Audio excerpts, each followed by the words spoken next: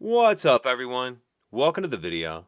Today we're going to take a look at how to replace the battery in this Mitsubishi Outlander remote key fob. This Mitsubishi Outlander key fob is going to use replacement battery CR2032, and I'll put a link in the description box of this video to where you can find these replacement batteries if you're in need. The other thing I'm going to be using in order to change this key fob battery is a flathead screwdriver. So the first thing we want to do is grab our key fob and we're going to remove the emergency key that's in the bottom of it.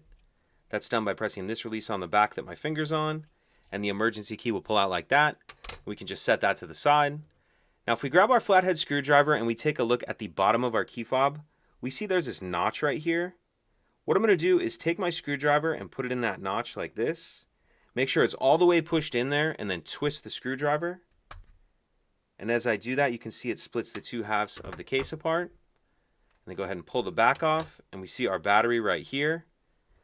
And if you grab your screwdriver, there's a little cutout right here that'll allow you to get under the edge of the battery and help pop it out of that holder. And once you get it popped up, you can pull it the rest of the way out with your hands like that.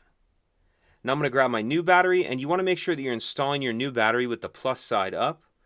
And I'm going to tuck this side in first, the side opposite of that little notch, and then snap it down into place. Then we can snap the back on. Make sure the case is all the way snapped together. Slide our emergency key back in, and that's it. If you could take a second to like and subscribe, it helps us out, and I'd appreciate it. Thank you.